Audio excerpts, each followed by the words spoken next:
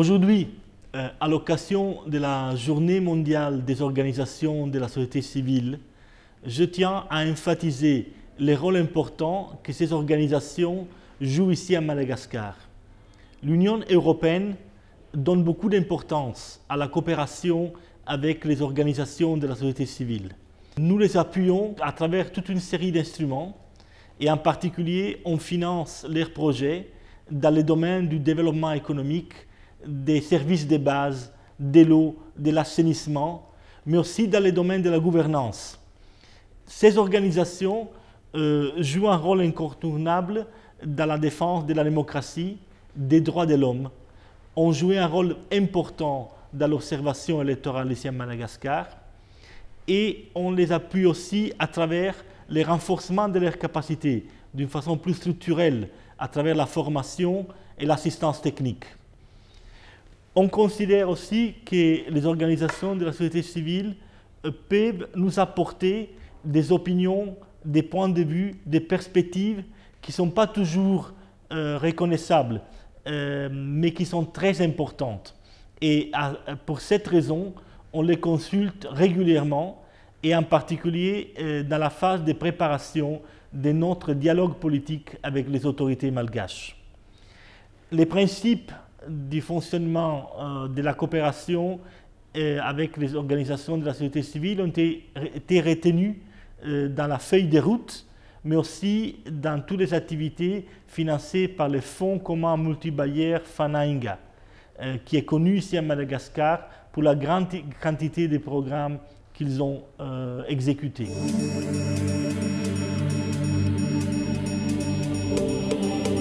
MCISTATAO est une organisation spécialisée dans la promotion de la bonne gouvernance et de la démocratie à travers le renforcement des organisations de la société civile malagasy. Nos activités tournent autour de l'amélioration de la gestion des finances publiques et de la transparence budgétaire, aussi bien au niveau national qu'au niveau des collectivités territoriales décentralisées. Notre approche met au centre l'amélioration et la prise de responsabilité des citoyens et des communautés donc. Et nous interpellons, nous faisons des plaidoyers à l'endroit donc des parties prenantes, surtout des autorités décideurs. Nous croyons également que la bonne gouvernance et la prise de responsabilité des citoyens commencent par leur engagement dans les élections et démocratiques et inclusives. C'est pourquoi nous sommes engagés dans l'observation et l'éducation électorale, puisque c'est vraiment clé pour notre pays à Madagascar, qui souffre encore de ce manque de démocratie. Transparency International Initiative Madagascar est une association de droit malgache qui lutte contre la corruption et qui promeut les valeurs d'intégrité, de transparence et de redevabilité à tous les niveaux de la société. Nous travaillons actuellement dans plusieurs domaines, dont les ressources naturelles, la santé, l'éducation, le journalisme d'investigation, visant à exposer les cas de grande corruption et dans d'autres secteurs porteurs. ACF il développe l'ensemble de ses expertises techniques sur le pays, avec bien entendu comme objectif principal la lutte contre la faim et contre la malnutrition, associée avec les expertises intégrées de eau et sanitation, sécurité alimentaire et changement de comportement, pratique de soins. Toutes ces approches sont développées au mieux qu'on puisse conjointement avec la société civile malgache, qui est extrêmement important pour nous dans le contexte de promouvoir les compétences locales, que ce soit à travers des partenariats opérationnels avec différentes ONG malgaches très compétentes, mais également en collaboration sur des plateformes nationales dans un prisme plus de plaidoyer, afin de promouvoir à travers les mécanismes démocratiques et de la voix de la société civile les changements nécessaires et souhaités à Madagascar. Donc, ONG Tulsu, une ONG de droit malgache qui a été fondée en 2010 et qui est surtout active donc, dans le domaine de la promotion de la bonne gouvernance à travers la participation citoyenne des jeunes et le volontariat. nos expériences avec l'Union européenne, ou notre voyage avec l'Union européenne, est un défi, mais a été un défi plaisant, notamment lors des projets d'observation électorale FANU et SAFID, à travers lesquels l'Observatoire des élections SAFID a été mis en place et rendu opérationnel. Nous avons pu, par exemple, déployer avec nos organisations partenaires 7000 observateurs électoraux pour couvrir les élections présidentielles. Et on a observé tout le processus des élections présidentielles, communales et législatives. La pré-campagne, la campagne électorale, le jour des élections, le transfert des résultats, le traitement des résultats et même donc, les déclarations donc, des résultats préliminaires et officiels. Tout ça donc nous a servi à engager plus des organisations de la société civile grâce à l'appui de l'Union européenne. L'Observatoire des élections, SAFID, continue actuellement à travailler et à intervenir de manière pérenne dans les élections à Madagascar et est reconnu comme une entité de référence en matière d'observation électorale. Nous avons pu engager avec nos organisations partenaires dans l'Observatoire des élections SAFID, notamment donc AIM, CEDI, PFNOSEM, Fufaysen, FTMF, AVG, IFRAG, RAFTSAR, YMCA et DRV. Nous avons pu engager des centaines d'organisations de la société civile malagasy et des milliers de citoyens pour observer les élections et faire des éducations électorales.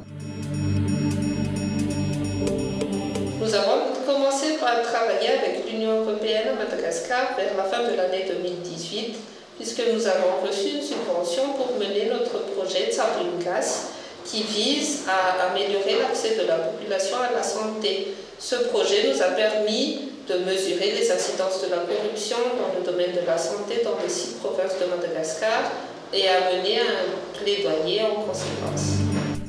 Nous sommes un partenaire, nous bénéficions du support fort de l'Union européenne à Madagascar, puisque la délégation nous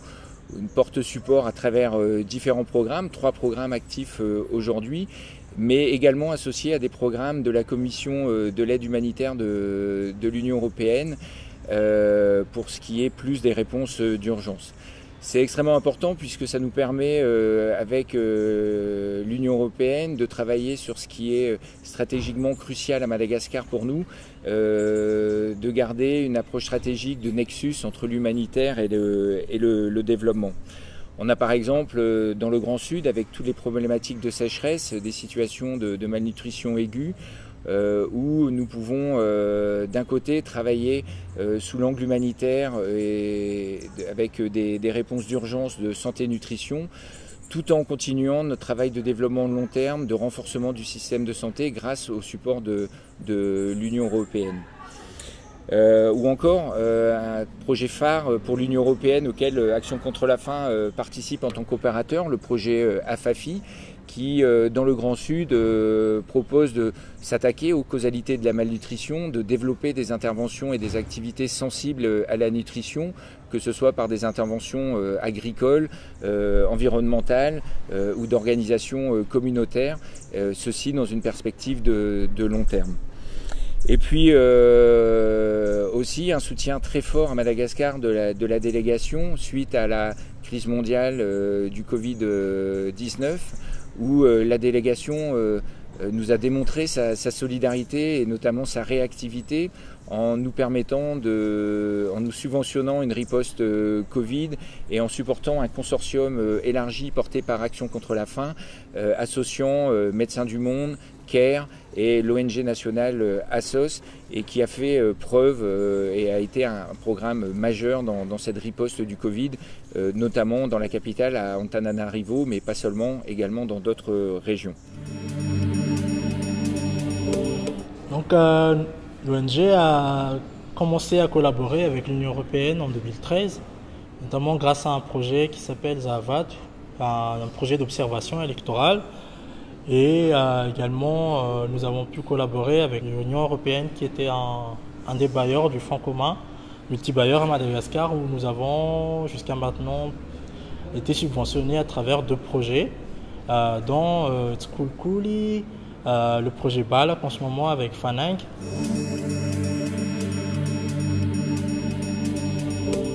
En 2021, une ONG à Madagascar, pour nous, ça veut dire oser intervenir pour relever des défis colossaux dans des contextes assez difficiles. Par exemple, contribuer à rendre des élections crédibles dans un contexte où l'accès à l'information est difficile, la corruption institutionnelle est élevée, les autorités n'ont pas la culture d'écoute, de dialogue et de redevabilité. Les niveaux d'éducation et de citoyenneté des communautés sont encore assez faibles. Et par conséquent, les plaidoyers et les interpellations et même les bonnes propositions risquent d'être mal comprises et qui pourraient engendrer des représailles contre vous ou contre les ONG qui travaillent avec vous ou contre les citoyens qui collaborent avec vous ou contre même donc votre organisation. Mais être ONG est aussi un encouragement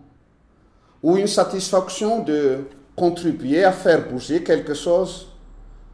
d'impulser ou de créer un changement positif, aussi minime soit-il pour nos citoyens, pour nos communautés et pour notre cher pays, Madagascar. Heureusement, nous avons un soutien et un bon partenariat avec des partenaires comme l'Union européenne qui nous permet d'avoir les moyens d'intervenir avec plus de professionnalisme et de respecter nos valeurs d'indépendance en tout temps. Pour nous, c'est simplement renforcer notre lutte contre la corruption afin que les citoyens puissent mieux jouir de leurs droits fondamentaux d'un côté et puis surtout des services publics de base. L'intervention d'ACF à Madagascar en tant qu'ONG dans ce contexte qui allie des problématiques d'urgence, des crises soudaines, puisque le pays est exposé notamment tous les ans à la saison des cyclones. On l'a vu les années passées aussi à différentes crises épidémiologiques, puisque nous avons eu l'occasion, Action contre la faim, de participer aussi à la riposte contre l'épidémie de peste en 2017-2018. On voit la rougeole a sévi également dans le pays il y a encore peu de temps, le Covid depuis l'année dernière. Malgré tout ça, notre intervention c'est avant tout de rester sur une vision optimiste, posée sur les multiples potentialités et les nombreuses potentialités de Madagascar, humaines, environnementales, économiques, et le souhait pour nous de mettre en avant tout les besoins de développement dans le pays pour promouvoir toutes ces potentialités existantes et qui nous laissent plein d'optimisme pour l'avenir. Ainsi, pour Action contre la faim, il est primordial avant tout de promouvoir le développement humain et puis de regarder toutes ces opportunités dans le long terme. Bien entendu, Madagascar, c'est aussi beaucoup de défis, donc dans cette vision nécessaire de développement. Pour Action contre la faim, c'est rester toujours prêt aux réponses d'urgence. Je l'ai mentionné, les cyclones, les épidémies. Et puis,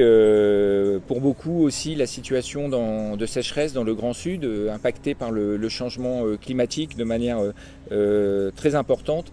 mais en essayant de percevoir au mieux ces réponses humanitaires ou ces réponses d'urgence dans un agenda de développement où on souhaite que ces crises ponctuelles puissent s'inscrire dans les agendas globaux, dans les capacités également gouvernementales, notamment on pense beaucoup au BNGRC, de pouvoir répondre par eux-mêmes et qu'on puisse appuyer ces réponses. Bien sûr, le Sud reste pour nous une forte préoccupation. Ce n'est pas la seule. Action contre la faim travaille également en milieu urbain à Tana, dans des zones très précaires. Mais le Grand Sud reste une préoccupation où notamment depuis 2020 et en ce début 2021, on fait face à une situation somme toute dramatique de sécheresse où les populations sont clairement en souffrance et en danger face à l'absence de pluviométrie depuis déjà longtemps. Mais c'est important pour Action contre la faim et puis pour les bailleurs, et on est soutenu dans ce sens avec notamment ce projet AFAFI de la délégation européenne,